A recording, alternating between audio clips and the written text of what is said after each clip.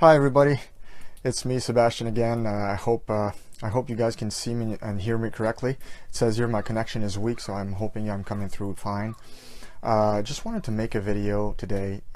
First of all, I'm outside, as you can see. It's a beautiful day here in PI. It's been a lousy week. We had two major snowstorms, and when I talk major, I mean Canadian major, not US major. Okay. And like in the U.S., if you guys get 15 centimeters, like everything stops and it's really nasty. But here, we got two storms that added up to about a yard, I guess, of snow. So it was pretty nasty. Now today is a beautiful sunny day. I'm just going to show you the surroundings so you can appreciate the peace and quiet here. How beautiful it is. Look at that. Isn't that great? So quiet here, so beautiful. Anyway, today's a special day. Actually, yesterday was a special day. I didn't do the video yet yesterday because I was thinking about my mom. See, yesterday on the 18th of February marked the second year anniversary of my mother's passing. And obviously, if you guys lost a mom, you know that when you lose a mother, it's a very emotional thing. And when you reach that a milestone every year, you think about her, you meditate on what she said to you, you meditate on how much value she added to you throughout your life. And I want to do a video. As you can see, the title is My Mother's Last Words, and I wanted to tell you the story of the last time I spoke to my mother and what she told me and how it impacted my life. So we were on the 18th of February 2015. We were having here on PEI a record year of snow accumulation. Okay, it was really bad, and I'm talking bad. We had over 500 centimeters of snow accumulation during that winter. So 500 centimeters, that's about 5 meters of snow all throughout the year, all throughout the winter.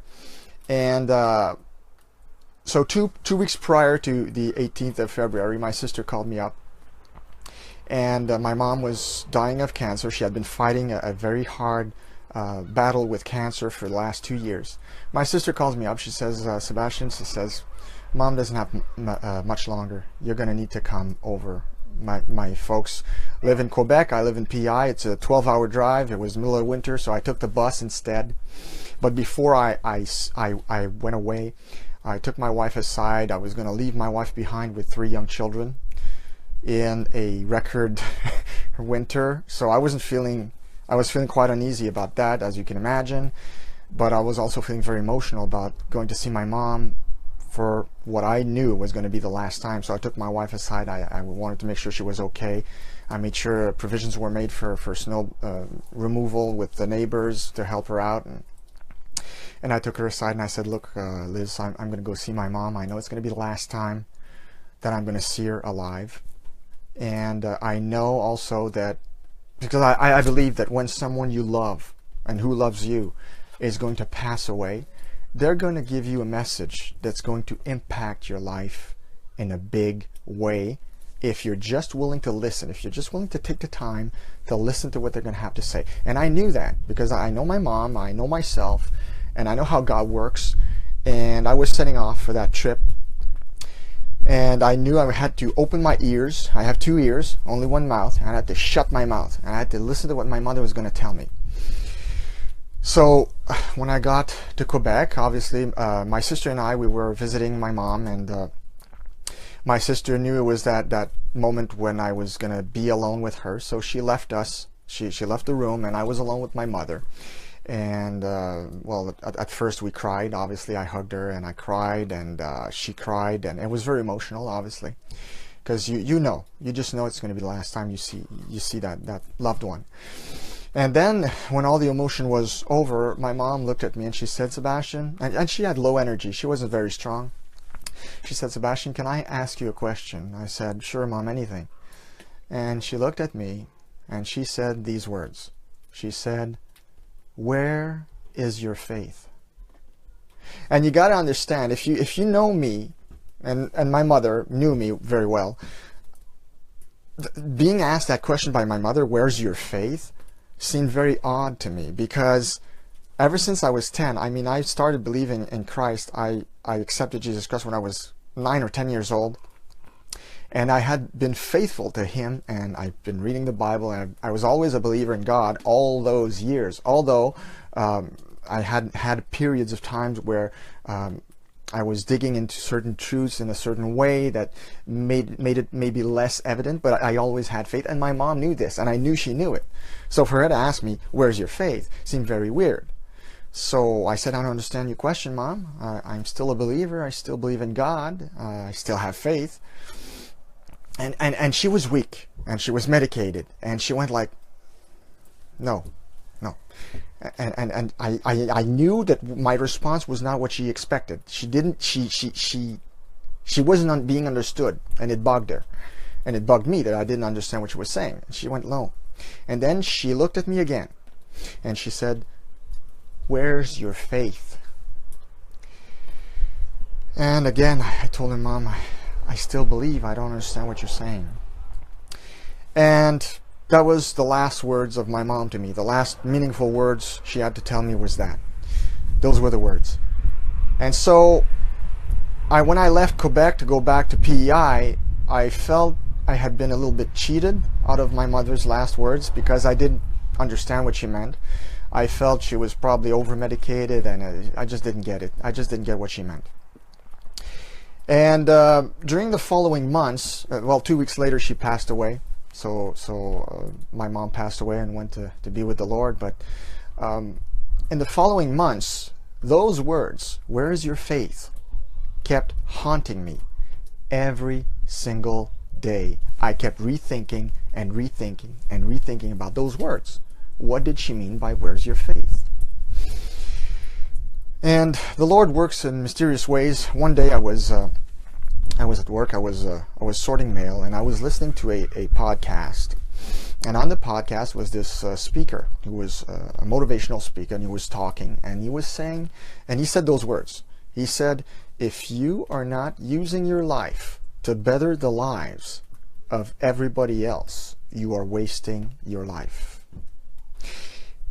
And that's when the Spirit of God opened my understanding to my mother's last words. He literally opened up my mind, and He just poured in with understanding. And you got to understand, as human beings, we're very frail, we're very fragile. When the Spirit of God opens up your head and your mind and your heart, you are overwhelmed. And so I was there sitting on a stool, sorting mail, and the tears started coming down my eyes. And I was trying to hide. I didn't want anybody to see me.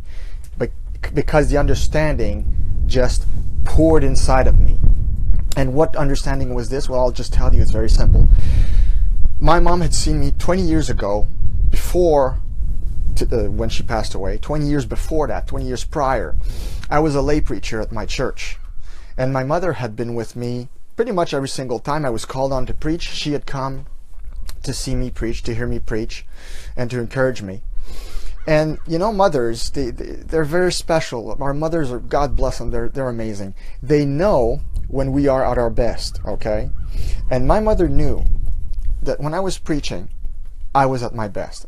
My mother knew that when I was preaching, I was actually walking in my purpose. I was actually doing what I was supposed to do. Why? Well, a few episodes happened that she saw that I was actually adding value to people and helping them better their lives. And there was this time when I actually I wasn't preaching, but I was giving I wrote down poems for Mother's Day, and I shared them in front of the church. And there's this person, this man, who came afterwards, after I had read my poems that I had written. The man was about 42 years old. I was about 23, and he came to see me, and he said, "Sebastien," and he had tears in his eyes. And he said, "Sebastien," he said, "I haven't spoken to my mom in 2 years. I'm going to go home today, and I'm going to call her up, because your poem touched me that much." And see, like, my mom didn't say anything. She was very silent, but she saw all those times when I would preach that people got touched, people learned, people's lives changed. They implemented change in their lives. And so my mom knew that I was actually doing what I was supposed to be doing, which was adding value to people using words. But for many reasons, I didn't go into ministry, and for the next 20 years, I just went in a secular job. I still had faith, but I went in a secular job. I didn't pursue this. And I stopped basically adding value to people. So when the understanding came in, when God opened my mind and he showed me what was actually going on, that's when I got it.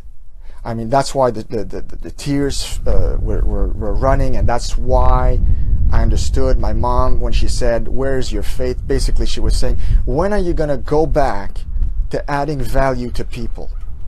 When are you going to go back to using the gift that God has given you? When are you going to go back and walk in your purpose and do what you're supposed to be doing with your life?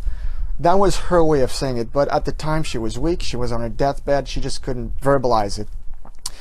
So I wanted to share this with you guys today, that these last words of my mother completely transformed my life, because once I understood these words, once I understood what she meant, immediately I decided to become certified as a speaker and as a coach, so that I could add value to people, so that I could go back to using words to changing lives. And that's also why I became an author. So I became a speaker and I became an author, because I could use words to change people's lives. Okay, and that's what I try to do in my writings. That's what I try to do when I'm called on to speak by certain companies or organizations. And I'm just also encouraging you, because many of us do like I did. For the last 20 years, I was just ignoring my purpose. I was just shoving it away and doing what was necessary, doing what I thought was, you know what, I got to be practical. I have a good job. I'm just going to do that. That's what I'm supposed to be doing. I'm a father. I'm a husband.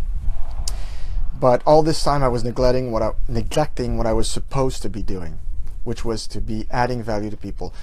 Going back to what that speaker said, if you are not using your life to better the lives of those around you, you are wasting your life. So now I'm going to just finish this video by asking you a question. You might not be a believer, but I can still ask you this question. Where is your faith? What have you been neglecting to do that you know you should be doing? That you know is part of who you are and what you're supposed to be doing. A lot of people, many of us, we're doing a job that we don't like. We're doing stuff because the bills need to get paid, and that's fine. I mean, we all need to do that. It's normal. But if you're doing that, and because you're doing that, you're neglecting why you were put on earth, well, you're not doing your work. You're not doing what you were called to do, and you're always going to be miserable. So I wanted to share that with you today. I wanted to ask you the question, where is your faith? And it doesn't, I mean, I'm a believer, and I encourage you, I urge you to believe in God, obviously. But if you don't believe in God, you can still believe in your purpose. You can still believe that you can add value to people and do something meaningful with your life. And it doesn't have to be related with your job, even if you're really successful at it. So I just wanted to finish with this. And basically, I wanted to tell you the story of my mother's last words. And in a way, it's also to honor her and what she did for me on her deathbed, how God used those words to change my life. My life hasn't been the same since that day, and it's just been getting better and better and better. And I'm just thrilled that God's been using me so far in that way, using words to better the lives of those around me. What is your purpose? What's the thing you've been neglecting? Where's your faith? And you should really, really go back to that. If you've been putting it aside, setting it aside, go back to it. Run with it with all your strength, because life is short. Life is very short, and that's what my mother's passing made me realize, you know. And she died, she was only 70, and it goes by really fast. And you don't want to just live a life paying bills. You weren't put on earth just to work and pay your bills. You were put on earth to do something for your fellow man, and if you're neglecting it in order to pay bills, you're just not doing the work you were called to do. So I hope this video has blessed you. If it has blessed you, if it has added value to you, I urge you to share it with your friends, and I hope you're going to have an awesome Sunday. It's a beautiful day out there. Go out there, have a good time with your family and friends, and just enjoy the weather. And God bless you all. Have a wonderful day. Okay, thanks for joining. Bye-bye.